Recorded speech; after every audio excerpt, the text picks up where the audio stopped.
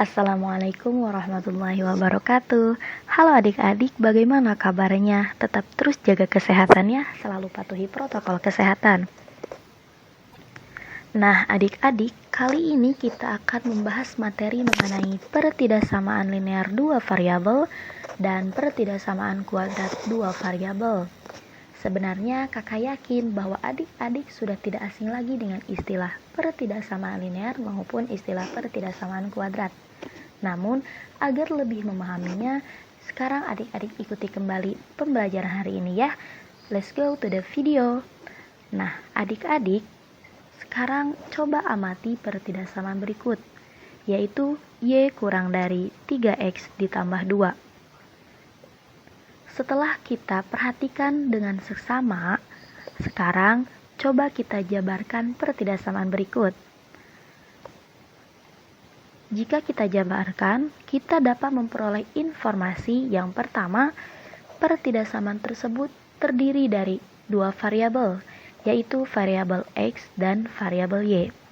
Lalu, jika kita perhatikan, setiap variabelnya tersebut berpangkat 1. Dan tentunya terdapat tanda pertidaksamaan. Nah, adik-adik, sebenarnya informasi-informasi yang disebutkan tadi merupakan ciri-ciri dari pertidaksamaan linear dua variabel. Lalu, kesimpulannya adalah bahwa pertidaksamaan linear dua variabel merupakan pertidaksamaan yang terdiri dari dua variabel dengan pangkat tertinggi setiap variabelnya adalah 1.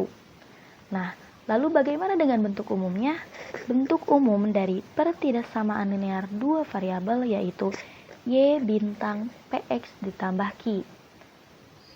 Y dan X adalah variabelnya, lalu P adalah koefisien atau pasangan dari variabel, lalu Q adalah konstanta yang artinya berdiri sendiri atau jomblo.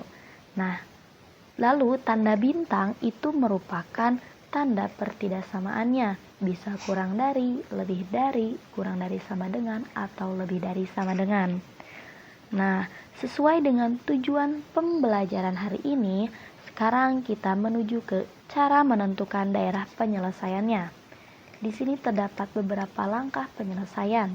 Yang pertama yaitu, ubahlah pertidaksamaan menjadi bentuk persamaan, yaitu dengan mengganti tanda pertidaksamaan lebih dari, kurang dari, lebih dari sama dengan, atau kurang dari sama dengan tanda sama dengan, sehingga menjadi Y sama dengan PX ditambah Q. Lalu, langkah yang kedua yaitu tentukan titik potong terhadap sumbu X dengan mensubstitusikan nilai Y sama dengan 0 ke persamaannya, sehingga nanti diperoleh nilai X dan menjadi titik X, 0.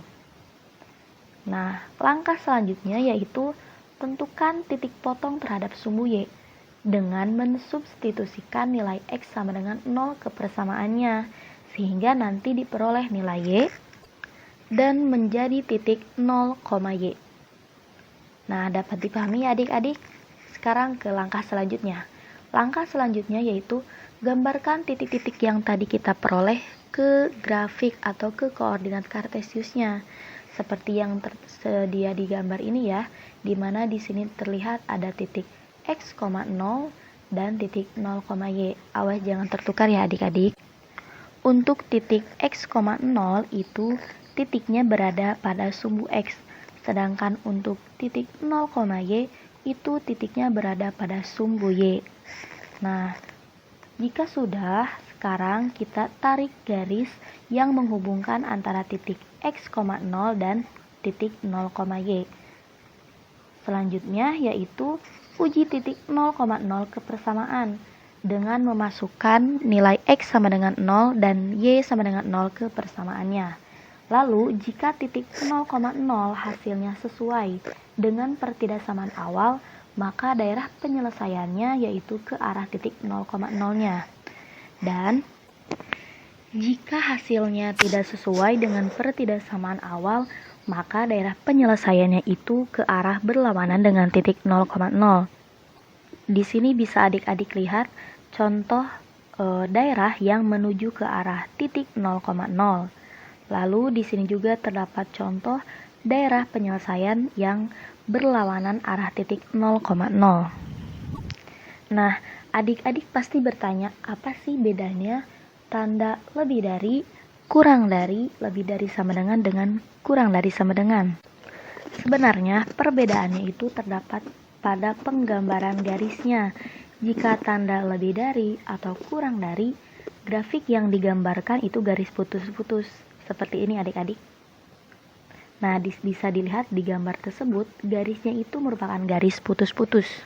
Lalu jika tandanya merupakan tanda lebih dari sama dengan atau kurang dari sama dengan, maka grafik yang digambarkan merupakan garis full atau solid. Nah, bisa adik-adik lihat ya pada gambar tersebut, di mana garis lurusnya itu full, tidak terputus-putus, berbeda dengan yang tadi ya. Nah, kita lanjut ke materi yang berikutnya. Sekarang adik-adik coba amati kembali bentuk pertidaksamaan berikut, yaitu Y lebih dari sama dengan X pangkat 2 ditambah 2X dikurang 3. Setelah kita amati dengan sesama, sekarang coba kita jabarkan pertidaksamaan berikut. Jika kita perhatikan, variabel tersebut terdiri dari dua variabel. Maksudnya pertidaksamaan tersebut terdiri dari dua variabel. Lalu jika kita perhatikan kembali, variabelnya ada yang pangkat 2, sehingga pangkat tertinggi dari variabelnya adalah 2. Lalu pastinya ada tanda pertidaksamaan. Nah, adik-adik, informasi-informasi yang disebutkan tadi merupakan ciri-ciri dari pertidaksamaan kuadrat dua variabel. Nah, adik-adik sudah paham kan apa bedanya pertidaksamaan linear dan pertidaksamaan kuadrat?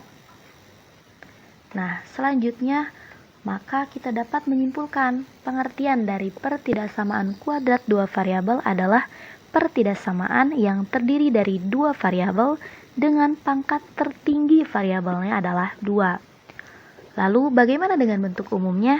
Nah, bentuk umumnya yaitu Y bintang AX pangkat 2 ditambah BX ditambah C, di mana Y dan X adalah variabelnya, tanda bintang adalah tanda pertidaksamaan yaitu lebih dari, kurang dari, lebih dari sama dengan atau kurang dari sama dengan. Lalu A dan B adalah koefisien atau pasangan dari variabelnya, dan C adalah konstanta yaitu yang berdiri sendiri alias jomblo. Nah, sebelum ke langkah-langkah penyelesaiannya, adik-adik perlu tahu mengenai bentuk kurva dari pertidaksamaan kuadrat dua variabel. Nah, jika nilai A-nya atau nilai koefisien dari X pangkat 2-nya itu lebih dari 0 dan nilai determinannya lebih dari 0, maka bentuk kurvanya itu menghadap ke atas.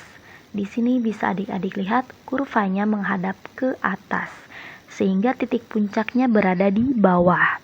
Lalu, jika nilai A-nya kurang dari 0 dan determinannya kurang dari 0, maka bentuk kurvanya yaitu menghadap ke bawah dan titik puncaknya itu berada di atas. Nah, bisa adik-adik lihat ya gambarnya.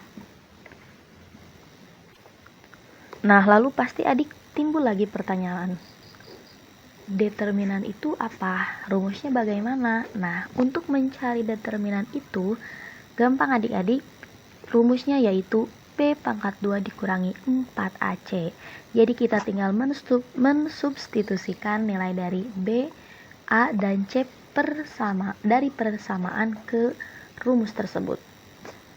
Kita lanjutkan ya adik-adik. Sesuai dengan tujuan pembelajarannya, maka kita akan menjelaskan mengenai langkah-langkah penyelesaian untuk mencari daerah penyelesaian dari pertidaksamaan kuadrat dua variabel ini.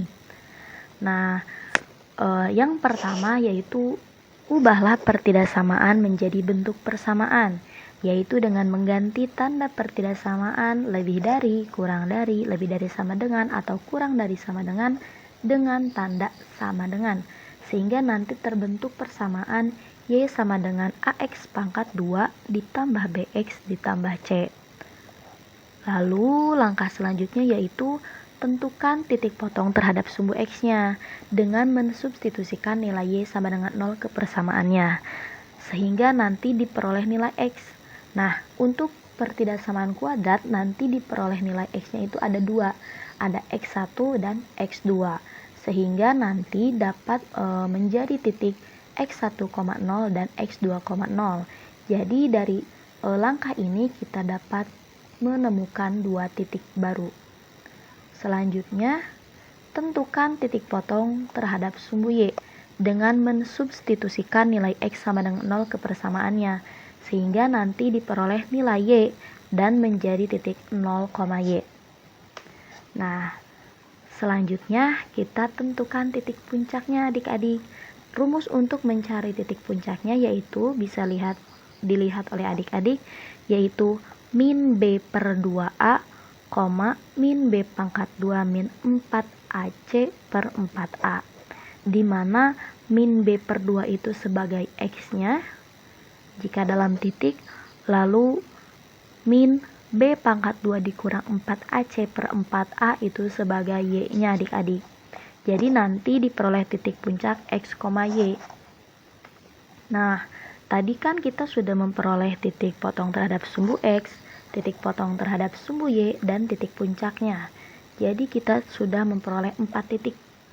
Lalu kita gambarkan 4 titik tersebut ke koordinat kartesius seperti berikut adik-adik. Di sini bisa dilihat oleh adik-adik terdapat titik potong terhadap sumbu X, yaitu X1,0 dan X2,0, lalu titik potong terhadap sumbu Y yaitu 0, Y, dan di sini titik puncaknya. Ini merupakan kurva untuk nilai A-nya lebih dari 0.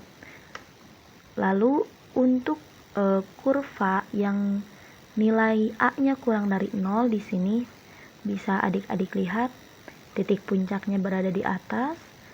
Di sini ada titik potong terhadap sumbu X-nya dan ini titik potong terhadap sumbu Y-nya. Bisa dipahami ya adik-adik? Selanjutnya yaitu uji titik 0,0 ke persamaannya.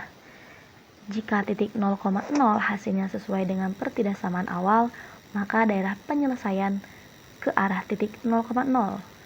Dan jika hasilnya tidak sesuai dengan pertidaksamaan awal, maka daerah penyelesaiannya ke arah berlawanan dengan titik 0,0.